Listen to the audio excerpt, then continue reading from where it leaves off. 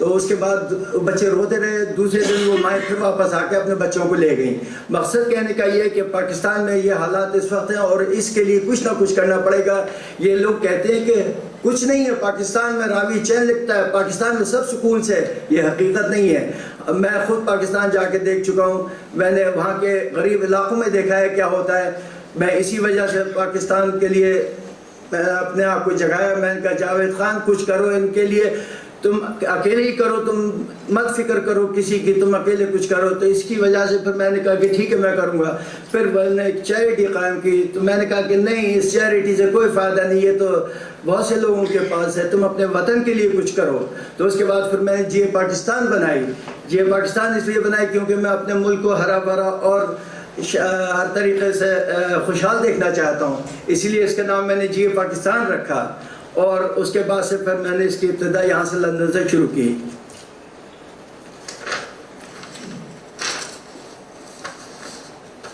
پاکستانی عورت کے بارے میں کچھ کہنا چاہوں گا، وہ یہ کہ پاکستانی عورت کو اس طریقے سے زندہ درگور کر کے رکھا گیا ہے کہ اگر آپ وہاں پہ جو حالات ہیں اس وقت، جو اسکولوں کے حالات ہیں وہ سب کو پتہ ہے۔ غریب بچیاں اپنے اسکولوں پہ جانا چاہتی ہیں، ان کو اسکول نہیں جانے دیا جاتا، اور ان کے پاس اتنا بیچاروں پاس ہے بھی نہیں کہ وہ اسکول جوائن کریں۔ تو ہم کہتے ہیں کہ عورت کو آپ اگر ساتھ نہیں رکھ سکتے، کم از کم اسے جگانے کی تو کوشش کریں بھائی، کم از کم اسے اپنے ساتھ ملانے کی کوشش کریں۔ پلیز یار کوئی مجھے پانی دے گا پلیز۔ میں عورت کا بہت ایک طریقے سے مداح ہوں، میں عورت کی بڑی عزت کرتا ہوں۔ اس پہ میں نے ایک نظم بھی میں اپنے ساتھ لے کے آیا ہوں، اگر اجازت میں پڑھتا ہوں۔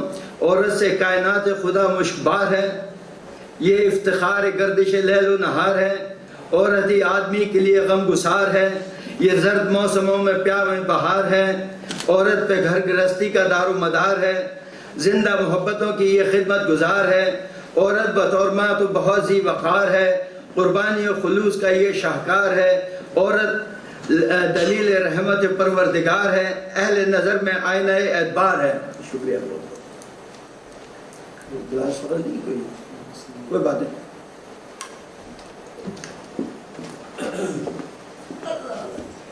میں اس میں آج جس طرح بولنا چاہتا تھا میں بول نہیں پا رہا ہوں، کیونکہ مجھے دکھ اس بات کا ہے کہ اتنے پاکستانیوں نے بڑے خلوص کا مظاہرہ کیا تھا اور کہا تھا کہ ہم آپ کے مشن میں آپ کا ساتھ دیں گے، لیکن ان میں سے زیادہ تر نہیں آئے، مصلحتوں کی وجہ سے نہیں آئے۔ اتوار کا دن بھی ہے، لیکن مجھے افسوس اس بات کا ہے کہ جس طریقے سے انہوں نے وعدہ کیا تھا وہ اپنا وعدہ نہیں رکھ سکے۔ لیکن انشاءاللہ تعالی میری ہمت نہیں ٹوٹے گی، میں آج شاید یہاں پہ وہ تقریر نہیں کر سکوں گا جس کا میں خواب لے کے آیا تھا، جس کے لیے میں نے اتنی باتیں یہاں پہ لکھی تھیں، لیکن انشاءاللہ وہ دن آئے گا جب میں اپنے دل سے باتیں کہوں گا۔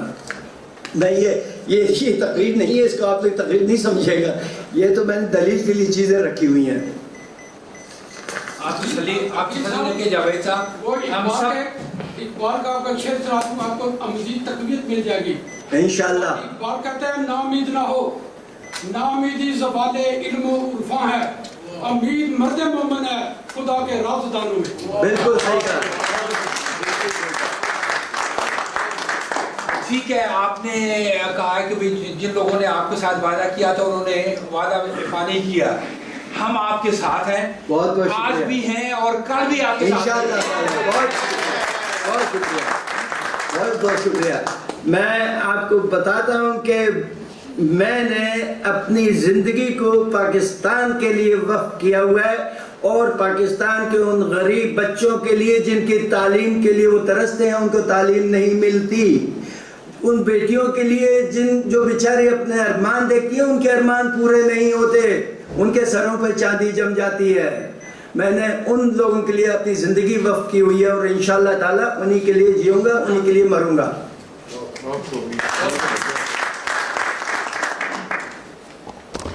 اور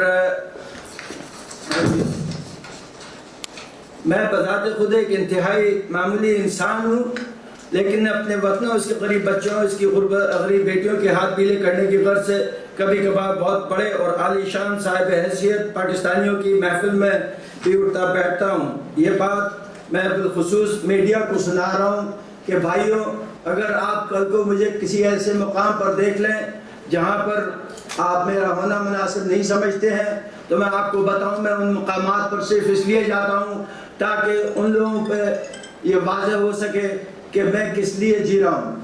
اور میں ان سے کبھی کچھ نہیں مانگتا، نہ کسی سے آج مانگتا ہوں، نہ آپ میں سے کسی سے. میرا مشن ہی یہ نہیں ہے، مانگنا میرا مشن نہیں ہے. میں صرف اس لیے جاتا ہوں تاکہ ان لوگوں کے سامنے یہ واضح رہے کہ میں کس کے لیے جیتا ہوں. اور وہاں پہ میں اپنی زندگی کے کوئی عیش و عشرت کرنے نہیں جاتا ہوں. صرف آپ کے میڈیا کے لیے بتا رہا ہوں یہ بات. میں لوگ انقلاب کی باتیں بہت کرتے ہیں، لوگ انصاف کی باتیں بہت کرتے ہیں، لیکن نہ ایسے انقلابات آیا کرتے ہیں، نہ ایسے انصاف ہوتے ہیں جیسا کہ آج کل ہمارے یہاں کے کچھ لیڈر صاحبان کر رہے ہیں.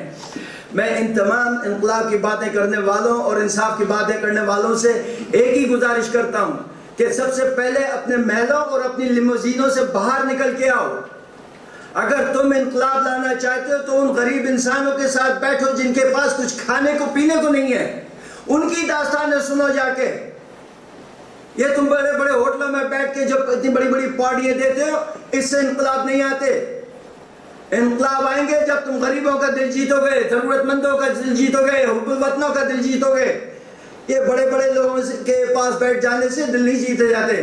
اور جو انصاف کی باتیں کرتے ہیں، میں ان سے پوچھتا ہوں کہ سب سے بڑے ناانصافی تو ان کے یہاں سے ہی ملتی ہے. آپ نے ابھی یہ پاکستان میں یہ جو ابھی کیا نام ہے ججوں کا جو کیس جیت لیا، عوام نے مل کے، کہتے ہیں عوام نے مل کے، یہ جیت تو گئے، یہ رینسٹیٹ تو ہو گئے، لیکن انہوں نے آج تک پاکستان کے لیے کون سا انصاف ایسا مہیا کر کے دے دیا جو کہ اخبار میں یہ کہا جاتا ہے کہ پاکستان بڑا فخر سے ناز کرتا ہے ایسے انصاف کرنے والوں کے اوپر. پاکستان میں ابھی بھی کوئی انصاف نہیں مل رہا ہے. پاکستان میں انصاف دینے والے بھی مصلحتوں کا شکار ہیں. یہ میری ذاتی سوچ ہے اور میں اسی کے مطابق سوچتا ہوں. تو یہ کہنا کہ ہم انقلاب لا رہے ہیں، یہ ایسے انقلاب نہیں آتے. انقلاب لانے کے لیے بہت راتیں جاگنی پڑتی ہیں اور بہت لوگوں کے دکھ درد سہنے پڑتے ہیں اور دیکھنا پڑتے ہیں. اس کے بعد جا کے انقلاب آتے ہیں. انقلاب آتے ہیں گندی نالیوں سے، انقلاب آتے ہیں ان علاقوں سے جہاں پہ پانی پینے کو نہیں ملتا. انقلاب آتے ہیں ان علاقوں سے جہاں پہ صبح کی کھالی شام کو پتہ نہیں ہوتا کہ کھانے کو ملے گا یا نہیں. وہاں جاؤ، ان کے ساتھ بیٹھو، ان کے ساتھ کچھ زندگی گزارو. ان کے علاقے میں کم از کم ایک رات گزار کے دکھا دو. اگر وہاں ایک رات گزار کے دکھا دو اس بدبودار جگہ میں، تو میں سمجھوں گا ہاں تم انقلاب کے شیدائی ہو. باقی انقلاب کی باتیں کرنے والے جھوٹ بولتے ہیں میری نظر میں.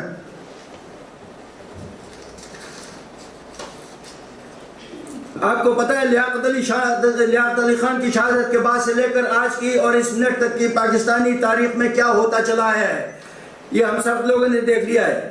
لیکن اس کے لیے عوام کو ہر طریقے سے بانٹ کے رکھا گیا ہے، ہر طریقے سے بانٹ کے رکھا گیا ہے تاکہ یہ آپس میں متحد ہوں ہی نہ. اور معذرت کے ساتھ یہی سب کچھ اس ملک میں بھی ہوتا ہے. پاکستانیوں کو یہاں بھی بانٹ کے رکھا گیا ہے. ہم کشمیر کی آزادی کی بات کرتے ہیں میرے کشمیری بھائیوں، ہم کشمیر ایسے حاصل نہیں کر سکتے جب تک آپ پاکستان کو مضبوط نہیں بناؤ گے. جب تک آپ کو کشمیر حاصل نہیں ہو سکے گا.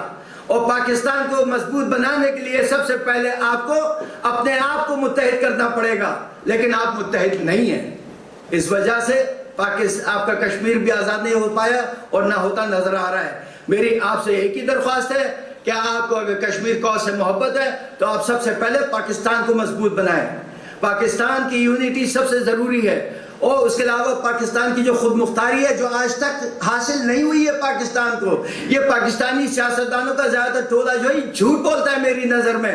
پاکستان کو کبھی خود مختاری حاصل نہیں ہوئی. 14 اگست سن 1947 سے خود مختاری حاصل نہیں ہوئی اور آج تک حاصل نہیں ہے. یہ کوئی کام اپنے آقاؤں کے پوچھے بغیر نہیں کر سکتے. ان کے اندر اتنی ہمت نہیں ہے. یہ ان کا کھاتے ہیں تو ان پہ غرائیں گے کیسے؟ ابھی تو انہوں نے غرانے کی کوشش کی تھی، وہ ہلری کلنٹن نے صاف صاف کہہ دیا نہیں لینا ہے مت لو ایڈز. ایک تو ہم تمہیں دیتے بھی ہیں پھر تم ہم پہ آنکھیں بھی دکھاتے ہو.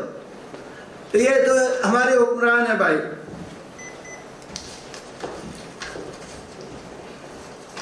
میں کہتا ہوں، بلکہ میں کیا سبھی کہتے ہیں جو مجھ جیسی سوچ رکھتے ہیں کہ اس برادریزم، جاگیردارانہ سوچ اور مافیا کا اقتدار جب تک ختم نہیں کیا جائے گا اس وقت تک پاکستان میں کوئی تبدیلی نہیں آئے گی.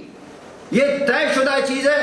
ہم اسی طرح جلسے کرتے رہیں گے، ہم اسی طرح اپنے چھوٹے چھوٹے گیدرنگز کرتے رہیں گے، لیکن اس کا کوئی حاصل نہیں ہوگا. ہمیں اس مافیا اقتدار کو ختم کرنے کے لیے کوئی راہ اختیار کرنی ہوگی.